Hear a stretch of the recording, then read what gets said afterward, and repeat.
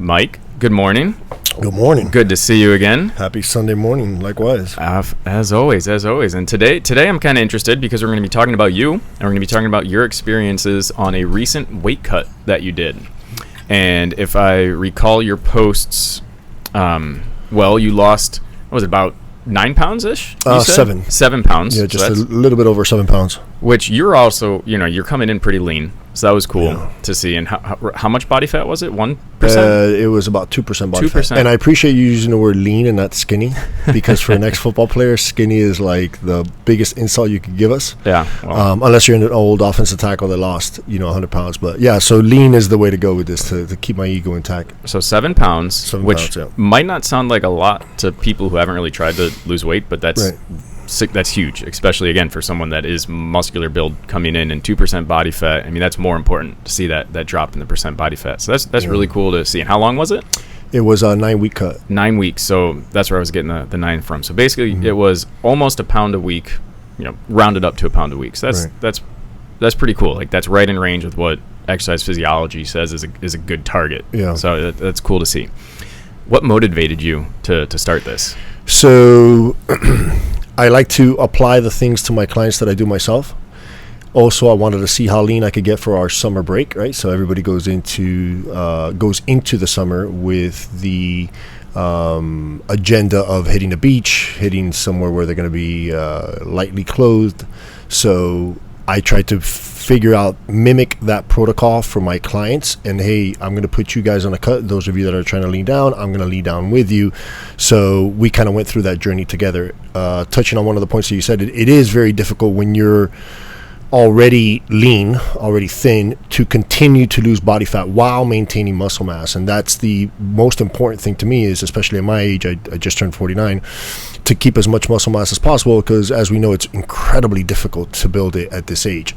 So the motivation was Siesta Key. I wanted to be super lean for Siesta Key, which I have a little story to go later on. I'll share. It's about my wife and my cut, but that was the ultimate goal. Also, I knew I was going to be with a bunch of people, and from there, when you're a fitness instructor, influencer, whatever you want to call it, your body kind of represents your profession, and it's difficult because I know there's a few experts out there that aren't in the best of shapes, but clearly we respect them for their credibility and what they've done in the field. But when you're somebody of my caliber, when you're walking around and coaching people in person, you have an online presence, you kind of want to look your best. So there was a little bit of ulterior motive going into that vacation. I knew that we were going to be with a bunch of people, and I knew that hopefully my physique would sell, and sure enough, I came out with 2 clients out of that experience. So nice. A bunch of little motivations. Also, I'm kind of just a freak. I want to just I get bored, so I gamified my nutrition and my training protocol just to see what the outcome would be. Nice. That reminds me, reminds me of something I believe it was Louis Simmons said, or at least I heard it from him first, was almost all great coaches have been injured. Yeah. And it's that recovery from injury that's really motivated them to do better, because they walk the walk with it. Now, obviously, the idea is not to get injured, but when you've been doing this as long as, you and I have, as Louis Simmons did before he died, like you get hurt, and learning how to do those steps yourself makes you a better coach. Yeah, 100%. And that's true. Like every time I got hurt, it sucked.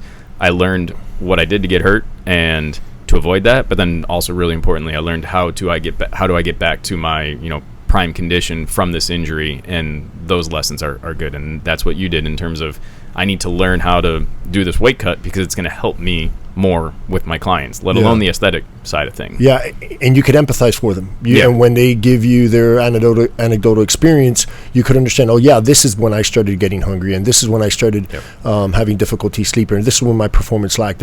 I've done cuts before, but never as data-driven as this one.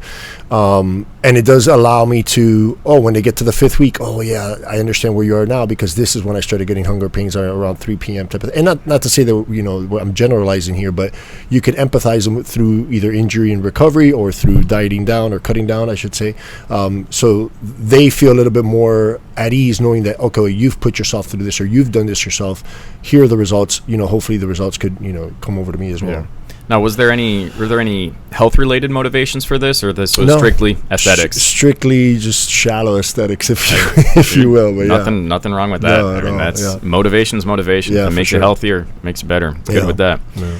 What were you doing nutrition-wise before, and maybe training-wise as well Yeah. before? And then how did you manipulate that? So for Not just calories. I'm thinking we'll talk about the calories in, calories out, but were there like specific nutritional strategies that you were doing before and after related to foods and nutrient timing?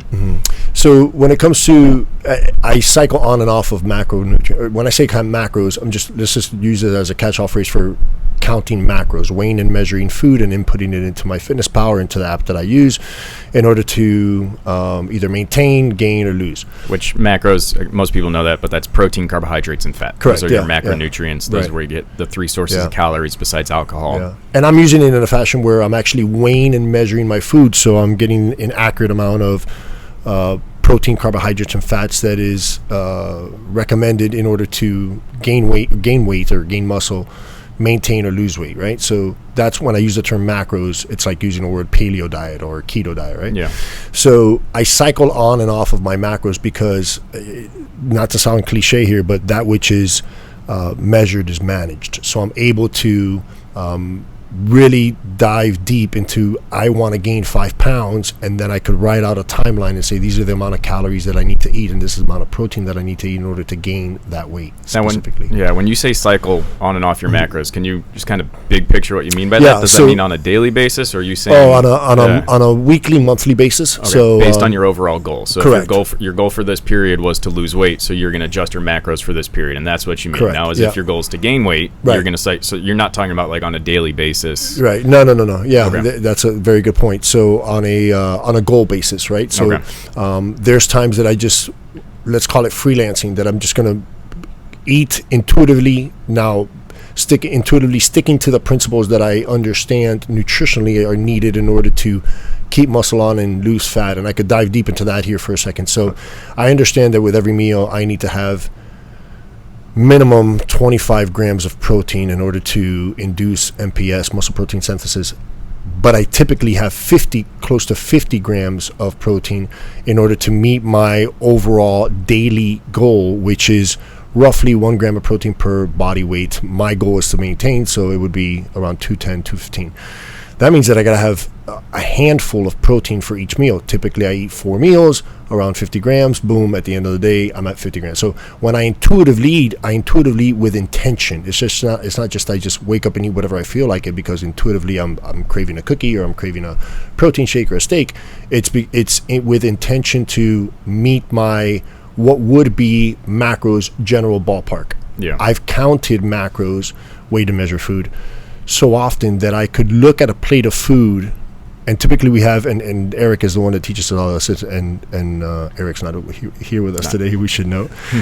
Eric is the one that teaches us, that you want to be able to, you're going to eat about 10 to 12 of the same meals most of the time. There's exceptions, birthday parties, taking your wife out to dinner, whatnot, but most of the time you're going to eat 10 to 12 meals.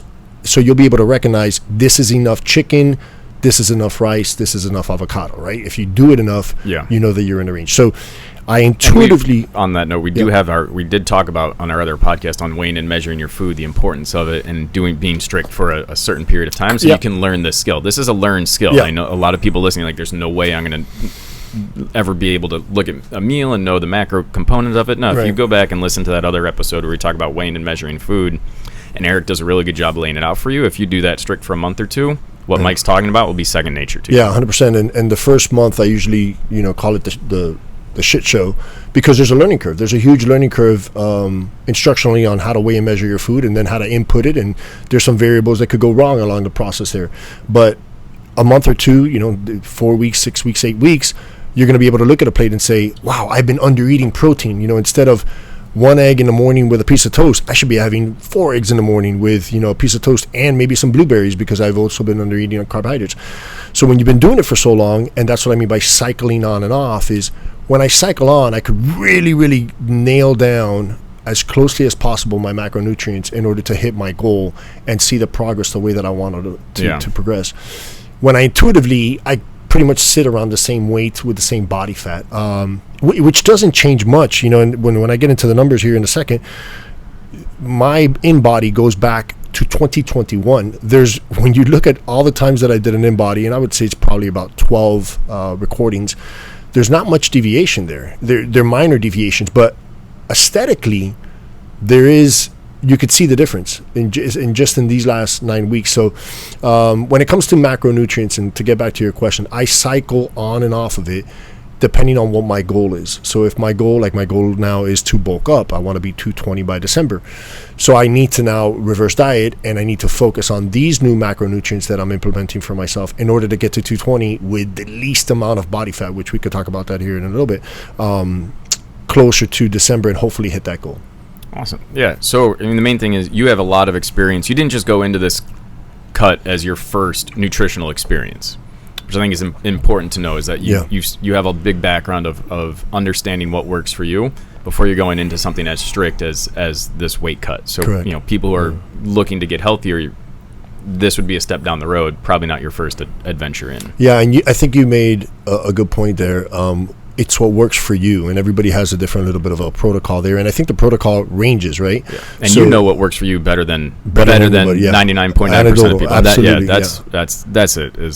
Yeah, and there's also the practical portion of it. If I'm just not a big carb guy because I don't enjoy that food, then I know that I could replace a lot of those calories with fats, and if the goal is weight loss, it really doesn't matter with those two macronutrients. So once you've done it for so many times, you've been successful and you've failed, that you recognize, okay, this is what I can't do, this is what I can do in order for my body to respond the way that I want it to respond. Awesome. Nice. So then what changes did you make once you started? So I started off with a baseline. So I wanted to figure out, when I did my metabolic cart, which for those of you that don't know, and you probably have a little bit more background on this, Rob, metabolic cart, you're basically just sitting there, there's a machine attached to you, you're breathing into a tube, and it's going to give you a very accurate BMR, basal metabolic rate, resting metabolic rate. And that's basically which we have another podcast explaining all of these I was going to say, we need to put links for all this stuff here so we don't have to just talk about it all over again. But basically it's the energy used to keep the lights on, right? And your total daily energy expenditure, that formula comes from 3 other components that you tie into. You sum it all up, and then you get a number. So my number through my metabolic cart was in the 4,000s. So it was a range of, if I remember correctly, I'll have to look it up, it was between 4,200 to 4,400 calories a day just to stay at the weight that I was at. That's a lot. Yeah, practically speaking, it is a crap ton of food, especially if you're eating whole foods. And I know that that's just a general term, but when I say whole foods, I mean more like nutrient dense, low calorie foods. So you're thinking vegetables, broccoli, I'm just throwing some examples out there, blueberries, your pieces of steak, your pieces of tuna. So as opposed to McDonald's and pizza and chicken wings, which are very high calorie, low nutrient foods, right? So when you're trying to hit 4,000 calories with nutrient dense foods, it's incredibly difficult. It's basically becomes a job, and a boring, excruciating job, because you just got to eat so much. So you'd have to supplement with some protein powders. Which, going back in history, is one of the reasons why paleo diet kind of fell out of favor with the top CrossFit athletes, is because it was too tough. Is it healthy? Yes. Could it be the healthiest way to eat? Potentially. Is it good for performance? That's very hard. It's very hard for those individuals, myself included back then, to get in 5,000-6,000 calories a day when you're eating paleo foods. Whole foods, absolutely. That's Rich Froning eating the jar of peanut butter and jelly mixed together every single day for his calories. Yeah, was the example. Everyone's like, what? Yeah. No, that's sugar. It's like, no. Right. He needs it because he's burning it off. Yeah. So I figured that 4,000 calories was too much. So I started off around 3,000 calories. I said, let me try to find a baseline here. I think it's been 2 years since I did the metabolic cart. I added some, I'm at a different station, so I don't run as many calls, right? So because activity level is one of the variables in that formulation. So I decided to start off roughly around 3,000 calories, and let's do this for 2 weeks, and let's see how my body responds to 3,000 calories. If I jump on 3,000 calories and I start to lose weight, then I know that I'm already putting myself in a hypocaloric state. Gain weight, then I know that I'm in a hyper, so I'm eating more calories than I'm expending. And if I maintain, then I know that I'm within the range again. Again, a lot of variables that could go wrong here, but I'm within the range of, okay, this is the right amount of calories. And that's what played out. I ended up eating roughly, to be specific, 3,088 calories for 2 weeks, and I maintained 214 pounds of body weight. Which, another thing here is notice how Mike consistently put himself into I'm going to try this and I'm going to get feedback from myself, right? Mike knows his body better than most people know their body. Right. He's a seasoned exercise professional on top of being a firefighter, right? Top of playing football. He's been doing fitness and nutrition for a long time, and he still does not know exactly what he needs. So he was doing a 1 or 2 week experiment and Correct. sourcing feedback. When we have new clients, starting with you, starting with me, and they want nutritional goals met, there needs to be feedback. Yeah. And we're not going to know right away. We're going to have guidelines to feed you. Not to feed you. We're going to have Right. guidelines to give you. Right, yeah. And we're going to, to have you reach your goals, you're going to need to provide feedback based on how that works for us to really fine tune it. So 100%. this stuff's not going to work right away. And you're a prime example of, hey, there needs to be some a tune-up period before you can really start to go in. Yeah, there's a formula going back to the activity level. When you look at the Mifflin-St. Jean, and Eric says it better than I do, but the equation, the activity level is a multiplier, and if you overestimate your activity level, which I don't know the studies of this, I'd have to ask Eric, but I'm assuming that some people do because they don't want to seem lazy, or the description of moderately active kind of plays into their activity level.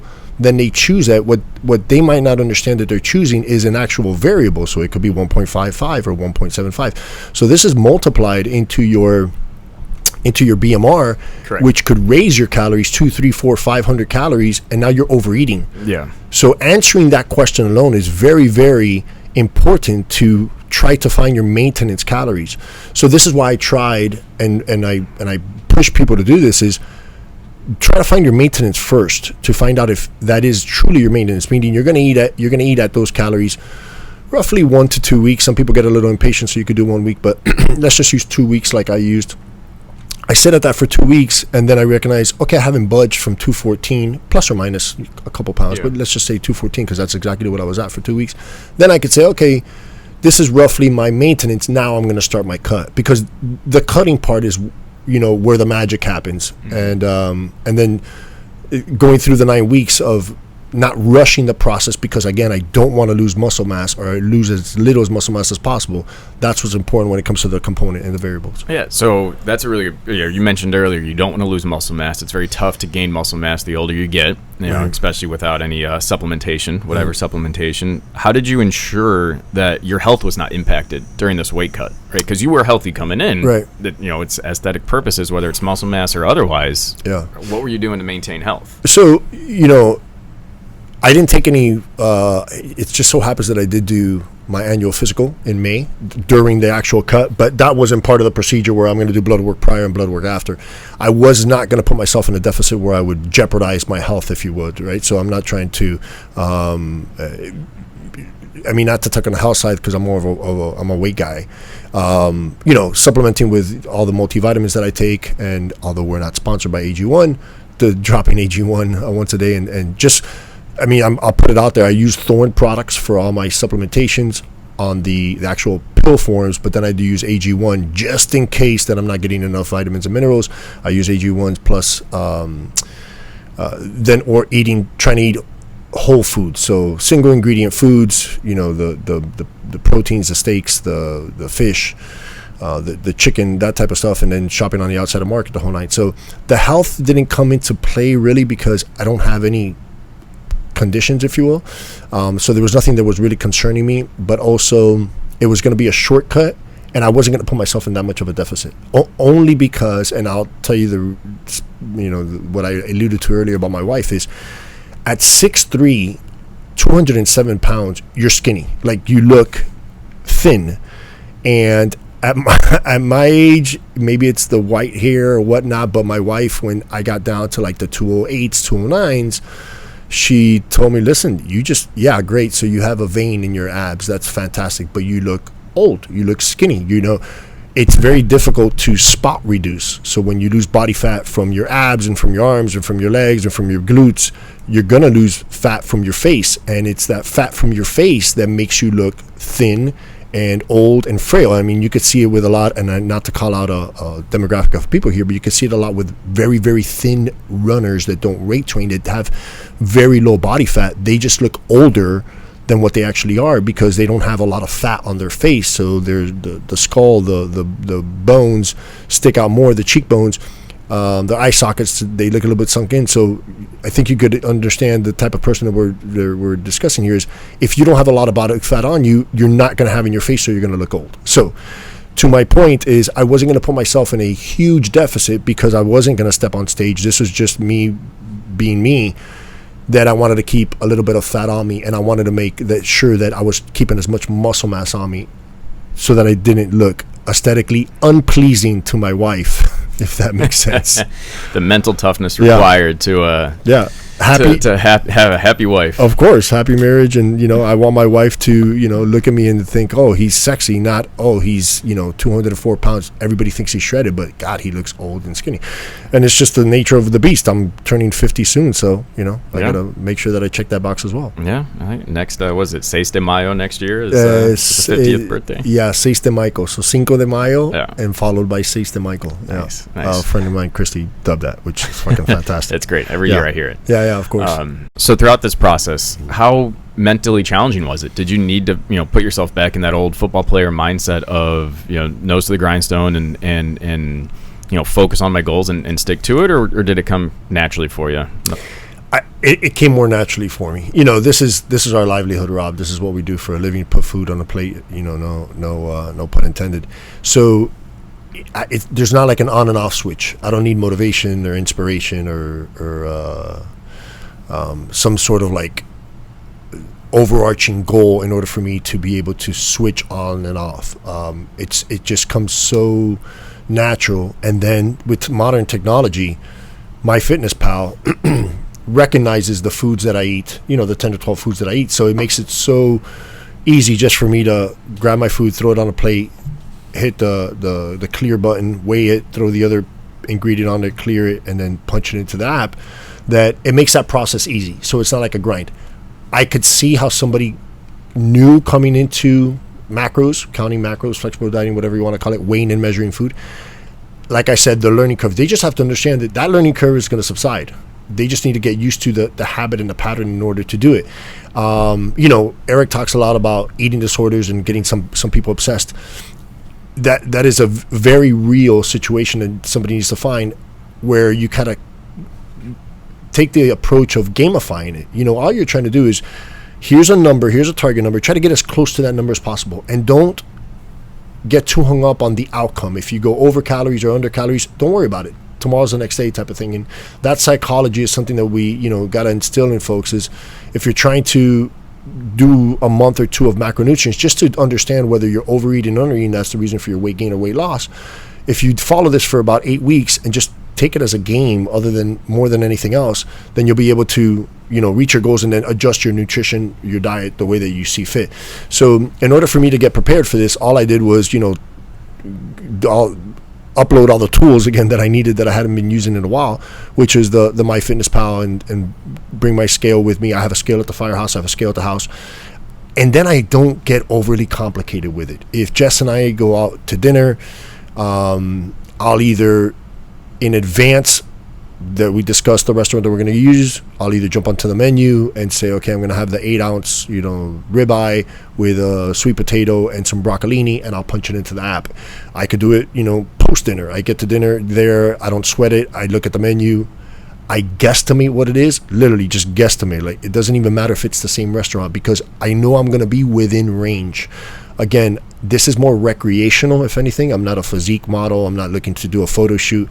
This is just, hey, let me do a little cut, see how lean I could get. So I don't try to split hairs, and I don't make it an obsession with my life. So naturally, it just comes second nature because I've done it so often. The motivation is there after the second or third week. I would say more the third week when I started the cut. that's when I started seeing the results. And typically, if you could get that locomotive moving once it gets full speed, now the motivation continues to be there because myself, the client, keep seeing the results on a weekly, bi-weekly basis, and that within itself is motivation. People that jump onto a diet and don't see results quickly, and I think that people are they jump off the bandwagon a little bit too soon.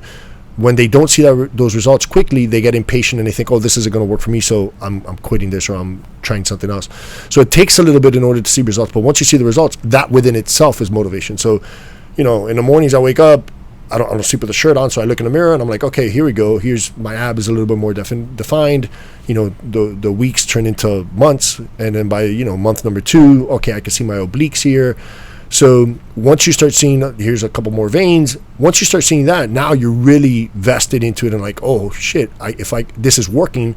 If I continue this process, I'm going to get even leaner, type of thing. So I don't think it's that challenging, but I'm only speaking for myself because this is the world that I live in. Yeah. And I mean, you even before you were in this world, you were a high school athlete, a college athlete, Yeah. and a semi, I guess, professional athlete to that extent where, it was, you've always been surrounded by that high performance mindset. It wasn't, it's not a Wall Street executive, but you were similarly a high performance individual Right. in your craft. And it's Yeah. easy to apply that from your craft to something such as this. And I think a lot of people that aren't fitness professionals or have been engrossed in fitness like we have take that same passion that you have for something else, and you can apply it to this, and you'll be for sure. you'll be a lot more successful. Yeah, those that mindset, and as you tell me, you throw me back to my college days.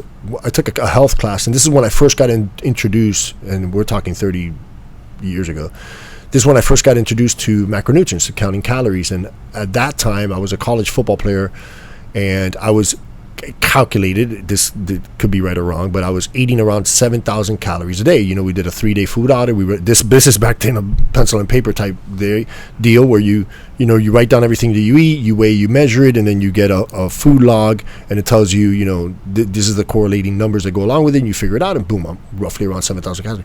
At 7,000 calories, I could not budge from 235. I was sitting at 235 pounds. Coaches wanted me to get up to 245. I was playing defensive end, and I couldn't budge from it. So at that time, I decided, okay, I need extra calories however I could get it, and I'm not recommending this to anybody. This is just what I did. And I would set my alarm for 3 o'clock in the morning. Sometimes in college, you're still awake at 3 o'clock in the morning, but I'd set my alarm for 3 o'clock in the morning. I would wake up. I had a cup of Flanagan's, the big large green cups full of whole milk sitting in the refrigerator for me, and then a whole strip of Oreo cookies.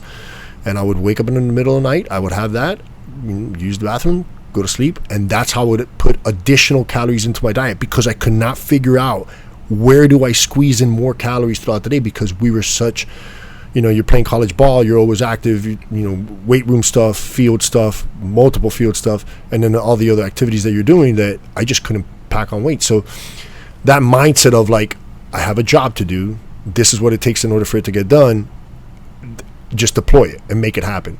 So I guess that you carry that along with you for the rest of your life, Yeah, no, definitely. You're able to figure out what solutions there were for you. Right. In that case, it is a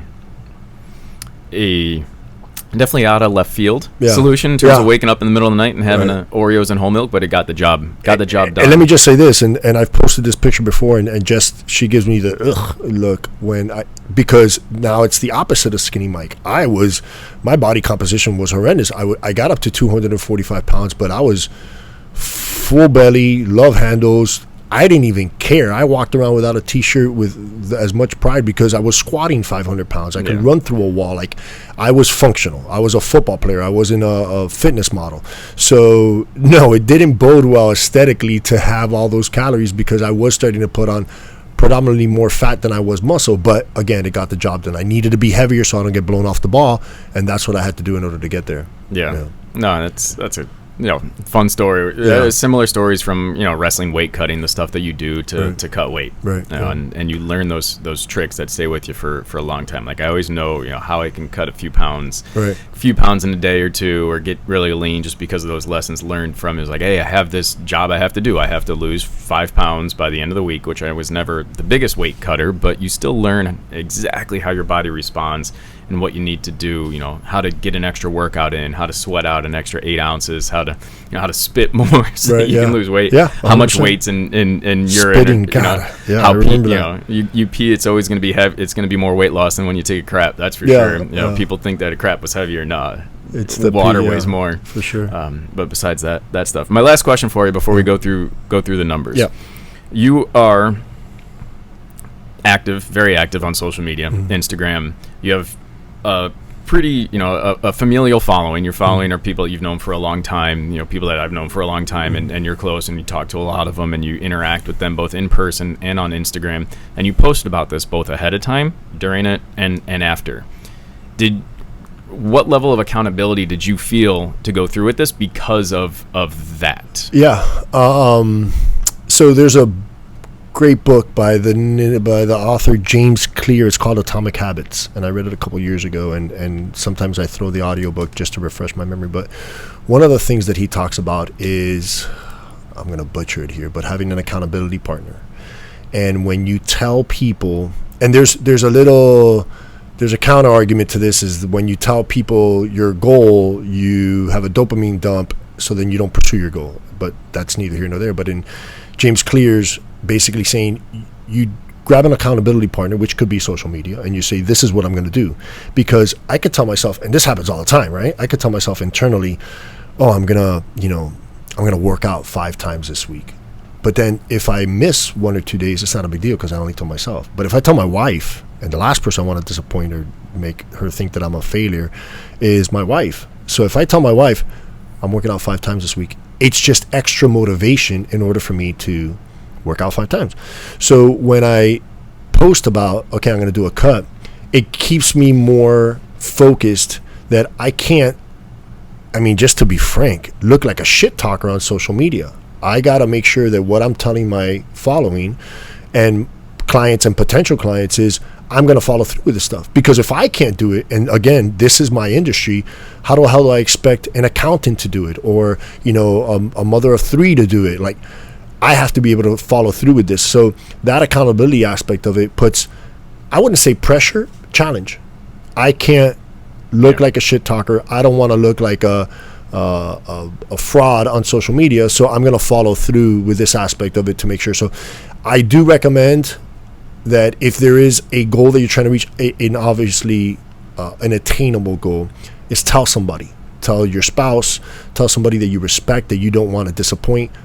Maybe it's your kids. Hey, mommy's going to lose 20 pounds. This is the mission that I'm on. 1, that support is imperative when it comes to success, especially if your spouse or your partner is not on that same journey. But 2, it gives you a little bit more responsibility to follow through. Yeah, definitely. And it sounds like in your instance, it wasn't necessary. It wasn't, it didn't need to motivate you to get it done, but it certainly helped. Yeah, for sure. And it certainly made it so you did not fail. Yeah, of course. Right. You would have done this either way, but this was the added push. And telling someone, having, whether it's a group chat, whether it's your spouse, and just telling them what your goal is, writing your goal down. That's huge too. Is having a journal or just having a piece of paper, write down your goal.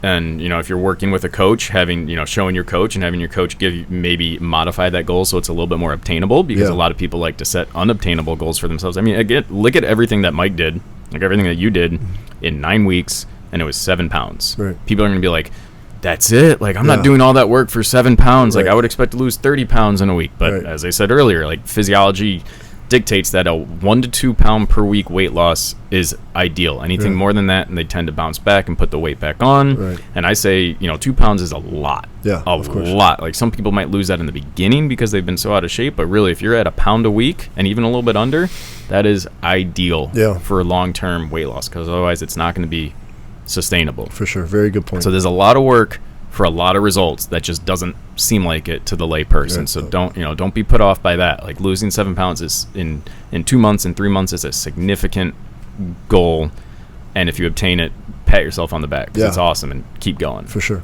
100%. So walk us through Yeah. your numbers here. That's where I kind of want to finish this off, and we'll talk lessons learned afterwards if there's anything new Yeah. that you picked up. I'll throw my readers on so I can really show my age here. So, just to reiterate what the goal was not necessarily weight loss, because I would have loved to stay at 214. The goal was to try to get below double digits body fat. Now, full disclosure, I'm using the InBody 270, the one that we have here in the office. The pre and post InBody was taken early on a weekend morning with completely fasted, not a sip of water, nothing. So I tried to keep as many variables in my underwears. So try to keep those variables as consistent as possible. So there's no inaccurate data, if you will. But there is and this is something that I should have researched. I will research, and we could post this. There's what's the word I'm looking for? A deviation, if you will, with these devices, meaning they're not dead on accurate. There's a range, if you will, and I'll find out what that deviation is when it comes to this particular device. But even if your device, if it's an at-home scale that measures your body fat, even if it's in error, if it's calibrated correctly, that error is going to be consistently inconsistent, right? So ideally, right? It's something that you want to go off of. So this is what the tool that I used in order to measure my body fat percentage, because it's called validity and reliability. There you go. Right. Validity means that it's going to be close to what it truly is, right? Which it is. It's close enough. Reliability means it's going to be consistently within that Correct. range. So if it's 2% off, it's always around 2% Correct. off, Yeah. and that would be valid and reliable. Now, if it's 2%, if it's plus 2%, then minus 2%, then plus 2%, there's a little bit of validity there in the fact that it's close to it, but it's not reliable in telling you if it is always over or always under. Very, very well put, Rob. And this is when I have local online clients, I welcome them to come here to use our tool. It's a little bit more high tech than it's a lot more high tech than what they're using at home. But I try to have them.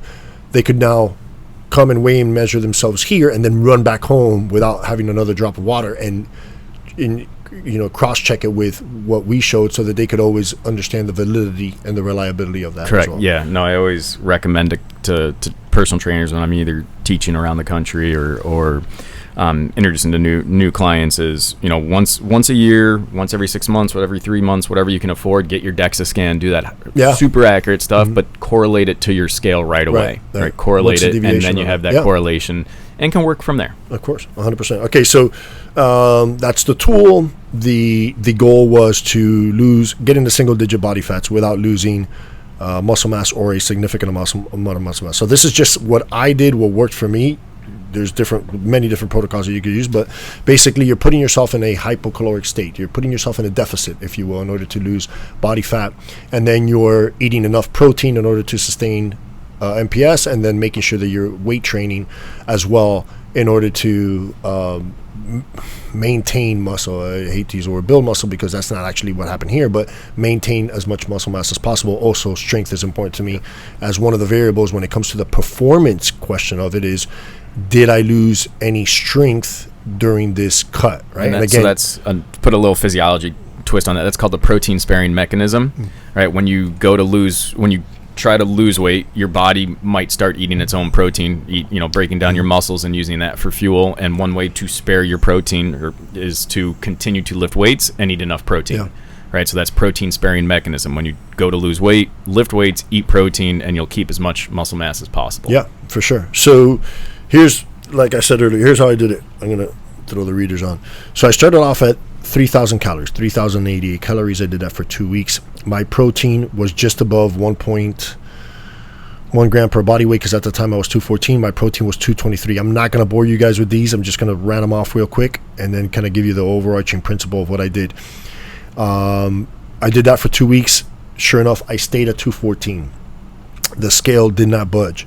Then I put myself in a slight deficit, which I dropped it down below the 3,000 calories, and I went to 3 weeks later, I went to 2,720. So that's roughly a 300 calorie deficit, if you will. I upped my protein. So when I was reducing calories through carbs and fats, I upped my protein roughly 1.2 times body weight, so I was in the 250 280 range. Again, I'm using a range here, not a specific. There is a specific number, but I give myself like a 10 to 20% range here. I stayed at that for a week, then I dropped it down to 2600, just dropped it 100.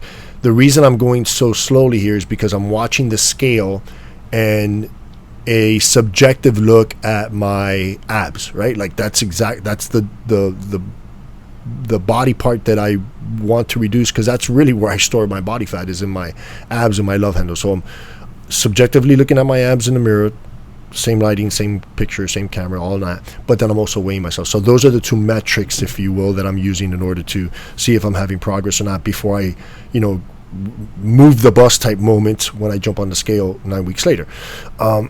So 3,000, 270, 3,000, 2,700, 2,600. A month later, I was at 2,400, so 2,414. And I was at 268. This is where the hunger started. Primarily the hunger started around 3 p.m. So I would eat lunch roughly between 12 and 1. Around 3 p.m., that's when the hunger pangs started. My mood, I was a little bit irritable just because of the hunger, but nothing dramatic. Nothing that should even be noted. I wasn't depressed. I wasn't sad. I wasn't, angry at the world. It was just like, oh, I'm a little bit hungry. Damn, I wish I had something to eat. And I would feed myself, whether it was one of these keto cookies or whether it was 1 scoop of whey protein. It fit my macros, so why not throw it in there and just have a smaller dinner, if you will. So it's not to say that I have to, oh no, I cannot eat because I'm not allowed to. No, why suffer through that hunger pain? If it fits your macros, right, just go ahead and eat something and just take it off the back end, which is going to be your next meal, your dinner meal. Most of the time at the station, we eat dinner around 6:30. At home, Jess and I eat dinner around 8, and it was more than enough to keep me satisfied into sleep. During this cut, I never had any problems with sleep other than the ordinary, at the firehouse, and then sometimes at home if Jess or the babies wake me up. But there's no signs of insomnia or anything. The cut wasn't that significant in order for me to get into that. So, and then I finished off with just another roughly looks like 70 more calories. So I dropped it down to 2353. Now, how far into it was this? So this is week 8. Week 8, 9. Yeah. And where were you pound loss wise and body fat at this point? So at this point, I am 6 pounds lost this last week, going into this last week when I dropped it down to 2,300 calories. 6 pounds lost. I didn't know my body fat percentage because you just did it at the start at the end. Start at the end. So you've lost 6 pounds in the first 7 weeks, and over the last 2 weeks you lose 1 pound. So it's that it's slowing down. Gradual, yeah. The weight loss is slowing down. Slowing down, right? My body's starting to go like, yo, what's going on here? Yeah, like, bro, where's the 7,000 calories from college? 100%. But you could see it aesthetically. Like, my abs were not shredded. I'm not bodybuilder shredded, but they were clearly defined. And I don't think I have very good abdominal muscles, like large abdominal muscles, because that also plays into effect on how good your abs look. But you could see the veins in the top of my abs. You could see the veins in my lower pelvis area. So I was super, super lean, along with skinny, fat being driven off of it. And then that last week, I lost that 1 more pound coming into. I actually ended up losing on my scale at the firehouse. I actually ended up losing 1 more pound before I went on vacation. So I went 207, 206 at the firehouse. This registered me here at 207. Neither here nor there. When I went to siesta, I was where I wanted to be, which was you could see that, this is a fitness guy. Yeah. You don't see many 50-year-olds walking around with, and I know this sounds shallow and narcissistic and stuff, but you don't see many 50-year-old men walking around with abs. So I was where I wanted to be, veins on my shoulders, that type of thing. I had checked the box. Here comes siesta. MyFitnessPal was deleted off my phone because now I'm enjoying life. And this is the balance that a lot of people need to understand is I'm not training physique models, okay? I'm training average Joes and Jills that are looking to just lose some fat, look sexy, vibrant, and live a productive, healthy, fun, enjoyable life by the way that they feel about themselves and look in the mirror, right? So the weight loss is the key with this. So here comes siesta, my MyFitnessPal gets deleted, but I go back to my principles. Like, am I having protein with every meal? Am I having a big breakfast? Because I know that it's going to be a little sketchy to eat at the beach. So let me get my big breakfast here. Let me get my big dinner. And there's my 2 big boluses of protein, if you will. That would be a good topic with Eric to talk about. Is like, what do we do when we don't have a specific goal? Yeah, with for nutrition, sure. 100%. and working out. But we'll get that with Eric. So just to wrap it up, the final numbers: 214 weight to 207. 110 pounds of lean body mass to 109, so I lost 1 pound of muscle mass, and 10.2% body fat to 8.4% body fat. It's awesome. Yeah, it's awesome. Yeah. So give me one big takeaway. The biggest takeaway that I could say is it's important to be patient and slowly put yourself in a deficit, right? What a lot of these fad, and I'm just using the term fad because everybody understands, keto, paleo, Mediterranean, whatnot, these diets is they could potentially put you into a huge deficit. So yes, you're going to see a huge weight loss, like what you said earlier. That's not the most productive. And then also you're jeopardizing muscle mass loss, which my age, and when I say my age, you're talking 30s, mid-30s, 40s. It's very difficult to put muscle mass back on. So damn it, I'm mid-30s now. Yeah, you got to protect as much of it as possible, right? And so I know it's cliches, but the biggest takeaway is you got to be patient with this weight loss. Yeah. And trust the numbers and just stick to the protocol. Whether you do it, there's so much information online that somebody could do this on their own. They don't need coaching. A lot of people hire people like us for accountability aspect of it. But I'm very happy with the results, and now I'm reverse dieting. So now we're going the weight reverse gain, dieting, muscle mass. That's baby. another conversation. But basically now I'm reversing everything I did: 2,300 calories, 2,500 calories, 2,700 calories over the courses of 2 weeks to get me back up to my 3,000, 3,500 calories by November, so that December, hopefully, I know it's a lot, and I know I'm going to gain fat, but I'm going to be close to the 220 range again, and I'll continue that until like next March, and then I'll do another cut. Awesome. Yeah, man. Awesome. This was a good talk. I enjoyed this one. Yeah, for sure. Good. Thanks, perfect. Rob. Thank you, Michael, for all of that. That was great experience, and anyone listening, let this be motivation too, and let it be a voice of reason for what you see from a lot of other sources out there on what can be done. Yes, sir. Like, this is us doing it. Yeah, absolutely. Perfect. Good stuff. Thank you for listening to this episode of the Fitness Fiasco podcast. You can find more information about the topics covered today and in any other episode on our website, fitnessfiasco.com. If you're looking to connect with our hosts, you can reach Eric on Instagram at Eric Bustillo. That's ErikBustillo. Mike on Instagram at Mike Osuna Fitness. That's MikeOsunafitness. And Rob on Twitter at Rob Strength.